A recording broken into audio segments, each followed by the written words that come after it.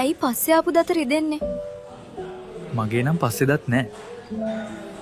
ඇයි කසුන් මගෙන් කුක්කු ඉල්ලන්නේ?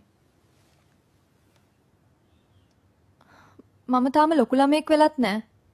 පවුලේ නම්බුව රකින්න කියලා තියෙන සේසතම විකුණලා තාත්තා මට IT ඩිග්‍රී එකක් කෙරෙව්වා. දැන් මම පෙරනවා තාත්තා බෙදනවා. හැමෝම කියනවා අමාරුයි තමයි. ඒත් අල්ලන් හිටපන් කියලා. අනේ මට නම් බෑ තවත් අල්ලන් ඉන්න. මං යනවා ලැට් එකට.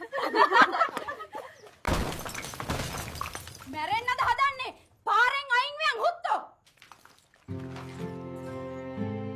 ඊයේ ඉසාර පකේ මගෙන් අහනවා ආච්චිගේ පුක සුදුද කියලා. ඇයි? උඹ මගේ පුක සුදු කරන්නද? නැගපු කැටිය ටිකට් ගන්න. කවින්දු අයියේ. ඔයාට නගින්න නැහැනේ බබා. මම ටිකට් ගන්නම්.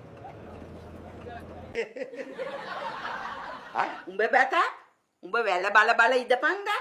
එතකොට ඔක්කොම හරියාවි. පසින්දු පුතේ උඹට යට ඇදුන් දෙකකුත් බලපන්. තියෙන ඔක්කොම හිල් වෙලානේ. උඹලා මේ ලෝකේ කිසි දෙයකට බය වෙන්න එපා. හැබැයි ස්කූටර් පදින කෙල්ලොන්ට බය වෙයන්. උන්වත් දන්නේ නැහැ උන් කොහෙද යන්නේ කියලා. ඵලයන් හුත්ති යන්න. මමයි දෝනි අද දෙමළ චිත්‍රපටියක් බලන්න ආව. ඒකේ නම තමයි සෙල්ලවලවේ. අපි යමුකෝ පැටියෝ. වටේ ගිහින් ආවත් මට කමක් නෑ. කැටේ පුරවන් ආවත් මට කමක් නෑ. මල්ලි මොකද ඔච්චර හදිස්සි? හදිසි පික්මී ඩෙලිවරි එකක් සර්. මොකා වුණත් කමක් නැහැ ලයිසන් එක ගන්නවා. තාම එල් බෝඩ් පදින්නේ බොසා. මං යනවා වටේ කෙරියව ගෙදර දාලා.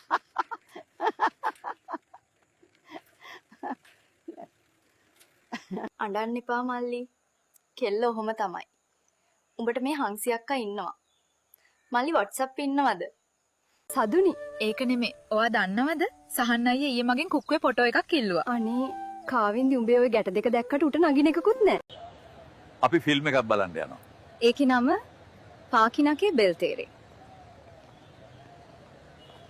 තරුෂ බල්ලෝ මේ ළමයව බාරගනින්. ඇන්ටිලා ටෝක් කරා නම් දැන් මාව බැඳපන් මිනිහෝ. අවුරුදු 60කට කලින් ලැට් එකට ගිහින් එන්නම් කියලා ඕෆ්ලයින් ගිය තරුෂි. මං හිතන්නේ තාම රෙනව ඇති. නැගපු කට්ටිය ටිකට් ගන්න. පසිදු ඔයාගේ නගින්න නැනේ. ඉන්න. මං ටිකට් ගන්නම්. අහංක පියුමි සංජු අයියා මාව තනියම කතා කරන්න කියලා තැනකට එක්කන් ගියානේ. ඉතින් සිත්මි කතා කරාද ඔයාලා? වචනයක්වත් නැහැ ගියපු වෙලේ ඉඳන් ඇරිය මට. අයියෝ දුවේ මේ සුපුන් කියන ගස් බල් එක රෙද්දක් වනා ගන්න බෑනේ වැලක. ඔව් අම්මේ. ඕකනම් රියල් මල් පෝච්චි පොන්නෙක්. තල් දෙන මැඩම්. වත්තේ හුලන්නේ. ඇයි උඹ කඩු බාර දෙයියෝද? අයියේ ඔයා වැඩ කරන්නේ ගරාජ් එක නේද? කොහොමද දන්නේ නංගි? ජැක් ගහන විදියෙන් තේරුණා අයියේ. බඩු මිල නගිනවා වගේ නෙවෙයි. නවීන් අයියට නගිද්දි.